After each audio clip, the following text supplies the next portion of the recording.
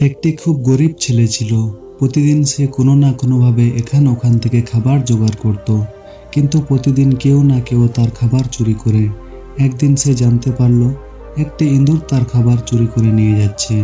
একদিন সে ইঁদুরটিকে ধরে জিজ্ঞাসা করলো, তুমি জানো আমি খুব গরিব, তবুও তুমি সবসময় কেন আমার খাবার চুরি করো?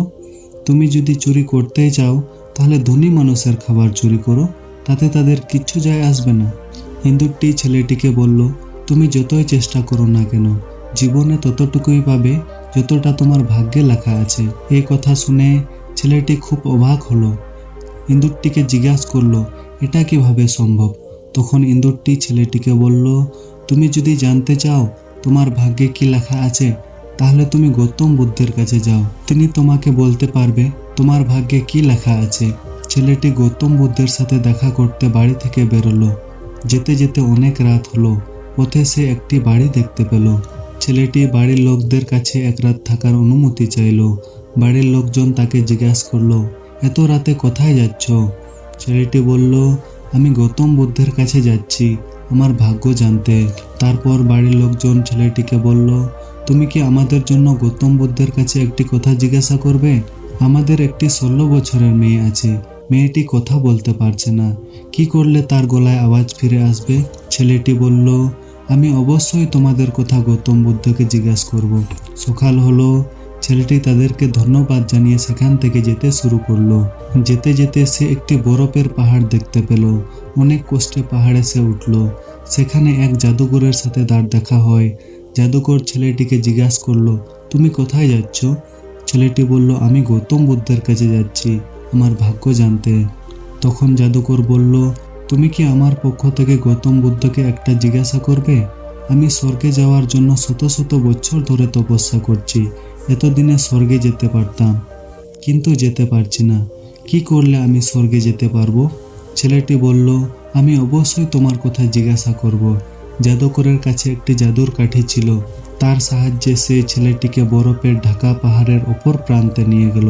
কিছু দূর হাঁটার পর সামনে একটি বড় নদী দেখতে পেল, যার ওপর দিয়ে পার করা তার পক্ষে অসম্ভব। তার তখন বিশাল একটি কচ্ছপের সাথে দেখা হলো।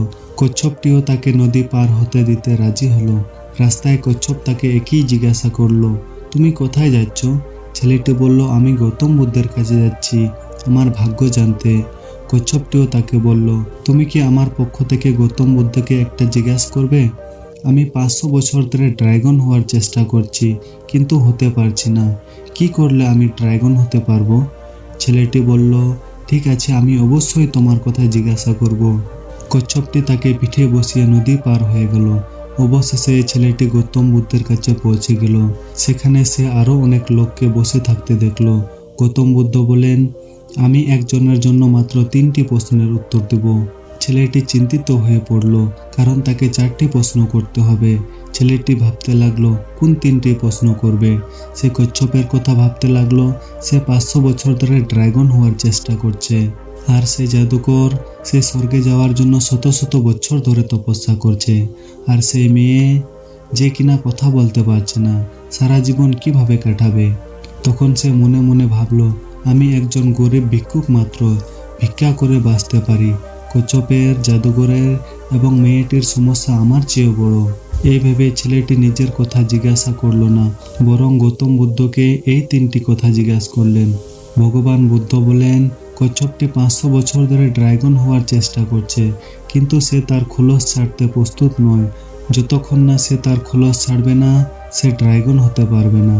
আর জাদুকর, সে স্বর্গে যাওয়ার জন্য শত শত বছর ধরে তপস্যা করে আসছে, কিন্তু সেই জাদুর কাঠিটা তার কাছে রেখেছে। সেই কাঠিটা তাকে স্বর্গে যেতে বাধা দিচ্ছে। কিন্তু সে যদি স্বর্গে যেতে চায়, তাহলে তাকে সেই জাদুর কাঠি ছেড়ে দিতে হবে। আর যেদিন মেয়েটি তার জীবনসঙ্গী বেছে নিবে, সেদিন থেকে মেয়েটি কথা বলতে শুরু করবে।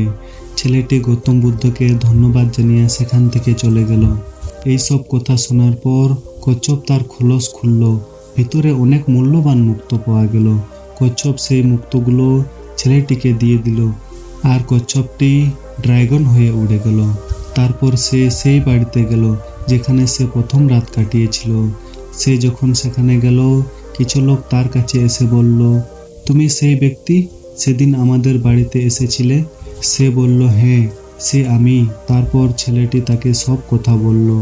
সে মেয়েটি একটি ধনী পরিবারের সঙ্গে মেলামেশা করত, কিন্তু সে তার জীবনসঙ্গী হিসাবে এই ভিক্ষুকটিকে বেছে নিল। তারপর সে তার কণ্ঠস্বর ফিরে পায়। তো এভাবে ছেলেটি ধন পেল, শক্তি পেল, একটি সুন্দর জীবনসঙ্গী পেয়ে নিল। বন্ধুরা, তাই আপনি যদি মনে করেন আপনার জীবনে অনেক সমস্যা আছে, তাহলে সেই মানুষের কথা ভাবুন যাদের থাকার জন্য ঘর নেই, খাওয়ার জন্য রুটি নেই, কেউ দেখতে পায় না, কেউ হাঁটতে পারে না। আপনার সমস্যা কি তাদের চেয়ে বড়?